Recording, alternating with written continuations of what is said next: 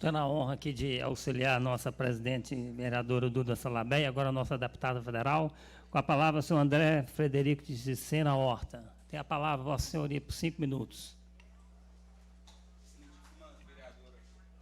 Excelentíssima vereadora Duda Salabé, demais vereadores, demais presentes, boa tarde. Meu nome é André, eu sou advogado, moro no bairro Luxemburgo desde que eu nasci. Eu tenho memória. E memória significa história, que é a condição para que tomemos boas decisões. A luta em benefício da Mata do Mosteiro não é de hoje. Ela é bem antiga, remonta à década de 90, quando a comunidade local, inclusive meus pais, se organizaram junto à extinta Associação Comunitária do bairro Luxemburgo e conseguiram a criação do Parque do Mosteiro Tom Jobim. Ótima apresentação, apareceu aí. Isso significa que a organização da sociedade civil faz diferença, né? E hoje a luta continua, temos um novo cenário, novos atores, e vamos lá. Pode passar, por favor? Queria só caracterizar uma questão da área, salvo engano, foi o Ricardo Cadar que mencionou, sobre o que é ou o que não é a Mata do Mosteiro, né? E, infelizmente, a imagem não ficou boa na projeção, mas o que acontece é o seguinte, ali nós temos o conjunto arquitetônico paisagístico do Mosteiro Nossa Senhora das Graças, que é uma área de 36 mil metros quadrados. 32 mil metros quadrados dessa área é área verde. E esse loteamento está inserido, um loteamento, diga-se de passagem, que tem quase 12 mil metros quadrados. Ele está inserido justamente nesse conjunto. E aí, quem define o que é ou não é a mata não é o ser humano, é a natureza. Então, temos uma área contínua, uma área verde contínua ali. Então, é impossível falar em preservação ambiental de forma compartimentalizada, né? Pode passar, por favor. Então, é uma área que é digna de proteção ambiental, zona, né, PA1, de acordo com o plano diretor. Pode passar, por favor. Pode passar a próxima. Vou tentar agilizar aqui a apresentação. Então, essa é a área do empreendimento, que, infelizmente, a imagem está escura demais para a gente conseguir visualizar. E eu quero passar para o próximo tópico, que é, vamos rememorar o que... Por favor, passa. Isso, perfeito aí. Rememorar o que é esse empreendimento de hoje.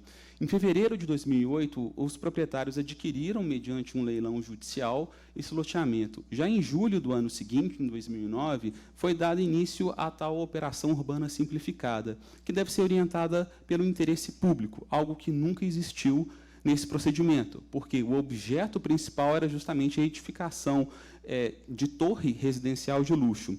Esse projeto passou por diversas mudanças, ora eram 2 torres, 3 torres, até que o projeto se consolidou como uma torre. Mas, em julho de 2009, foi a primeira versão, que foi indeferida pela Secretaria de Meio Ambiente, pelo fundamento da expressividade dos elementos naturais e a existência de APP. Em fevereiro de 2012, tivemos a segunda versão, sem alteração da essência. Logo em seguida, em março, a SMAPU indeferiu também sobre o mesmo fundamento de inviabilidade da operação urbana, segundo o modelo proposto, em virtude das características ambientais. No ano seguinte, em setembro, tivemos a terceira versão. E foi em abril de 2014, foi o primeiro momento em que a SMAPU deu um sinal de que poderia admitir a viabilidade. E aí, em julho de 2014, tivemos a última versão apresentada, com um altíssimo coeficiente de aproveitamento, de 1,51, quando o limite admitido era de apenas 0,3. E foi a partir desse momento que a SMAPU e a Secretaria de Meio Ambiente admitiram a viabilidade dessa operação urbana. Algumas coisas aconteceram no meio do caminho, foi convocada a audiência pública, que nunca chegou a acontecer. Fato é que, em dezembro de 2016, a comunidade, após diversas providências tomadas, ajuizaram uma ação popular. E, no mês seguinte, já em janeiro, houve o distrato entre os proprietários e a empresa patrocinadora, a Patrimar, em razão justamente do ajuizamento dessa ação popular. E, em dezembro de 2019, ela foi definitivamente arquivada. Só que, em fevereiro de 2019, os proprietários já haviam dado início ao atual procedimento administrativo, né? E, em 20, a Secretaria de Meio Ambiente indeferiu a proposta, também relembrando o fundamento da proteção ambiental. Em 21, uma nova versão do projeto. E aí, agora, em maio de 2022, foi admitido o processamento desse projeto. Estamos hoje aqui na audiência pública, debatendo tanto esse projeto, como também a Mata do Mosteiro. E o que aconteceu na Mata enquanto tinha toda essa tramitação, toda essa parte burocrática? Pois bem, em abril de 2011, a Prefeitura autorizou a supressão de 25 árvores nativas e exóticas. E o IEF condicionou essa supressão ao replantio. Houve comprovação desse replantio, dessa condicionante? Não, nunca houve. O que foi apresentado foi uma nota fiscal, dando um desconto na compra de algumas mudas, e uma fotografia, mas nunca foi possível identificar se essas mudas foram efetivamente plantadas, aonde elas estariam. Nunca identificamos isso. Infelizmente, o Ministério Público acreditou nessa história, a Prefeitura acreditou nessa história, mas a sociedade civil, a Malux, não acreditou. E a gente questiona, a Prefeitura autorizou a supressão, mas ela fiscalizou o replantio? Aonde que essas mudas foram replantadas? Tem documento sobre isso?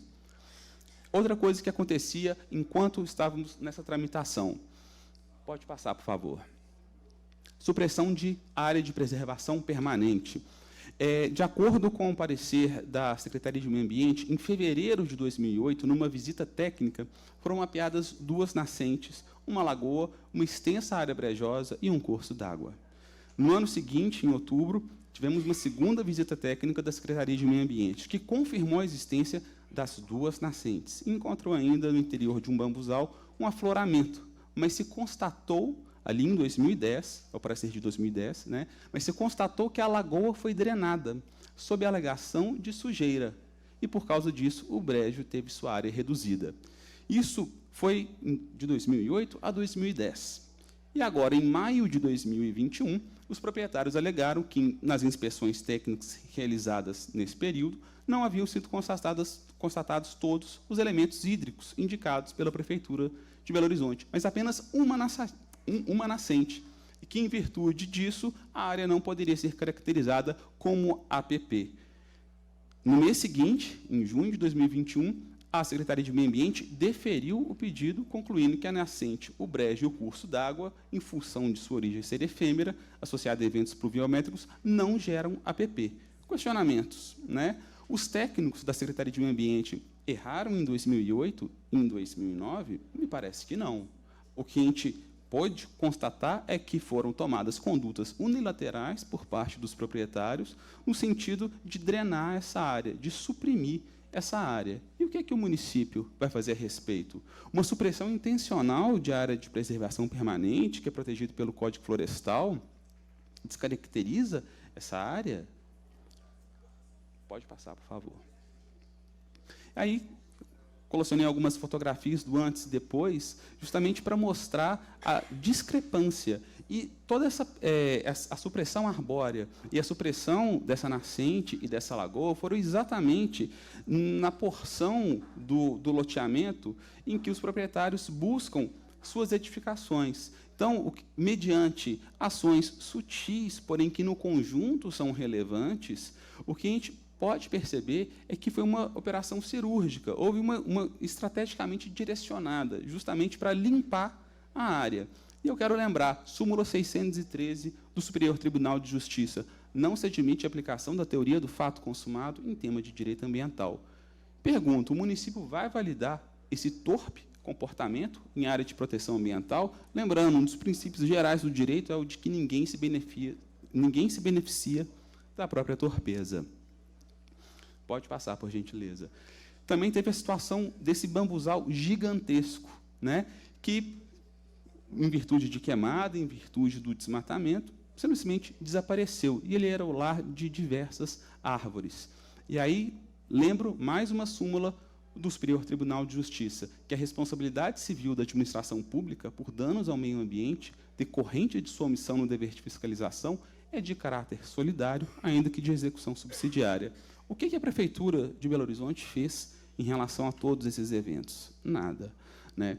Então, esse histórico é importante porque demonstra justamente uma ação premeditada para limpar a área onde hoje se pretende, não apenas hoje, mas como no passado se pretende a edificação, como também me faz pensar o seguinte: a discussão sobre esse empreendimento, que deve considerar a importância ambiental como um todo, né, essa discussão vai longe. E se houve uma degradação ambiental premeditada de 2008 para cá, eu fico imaginando como que estaremos daqui a 5 anos, nesse mesmo local do empreendimento, em que eles vão alegar, bom, aqui já não existe mais mata, aqui já não existe mais nada, então, isso aqui não é PA1, isso aqui não merece proteção ambiental. Fico muito preocupado com isso. E o que se espera do poder público, da prefeitura, da Câmara, das instituições constitucionais, né? A gente espera que seja dada uma destinação que resolva, em definitivo, essa questão da Mata do Mosteiro, né? Quais instrumentos poderiam ser utilizados? Quem sabe uma desapropriação? Foi mencionado que seria uma desapropriação indireta em virtude de uma proteção excessiva. Não, a desapropriação indireta decorre de um ato ilícito por parte do poder público. E não me parece que a proteção legalmente assegurada constitui ato ilícito. Isso não faz sentido, né? Mas quem sabe uma desapropriação? Quem sabe uma parceria público-privada com empresas que assumam princípios ético-ambientais para resolver essa questão? Quem sabe, em virtude de um empreendimento realizado em outro local, impor como condicionante, impor como medida compensatória, cuidar dessa área, né? Eu quero ter esperança de que a gente, um dia, vai conseguir resolver em definitivo a questão da Mata do Mosteiro e das adjacências. O que é necessário? É necessário respeito às leis, respeito à Constituição. Isso exige, de nossa parte, vontade política. Isso exige um elevado grau de cidadania. Eu quero acreditar que nós temos isso. Obrigado.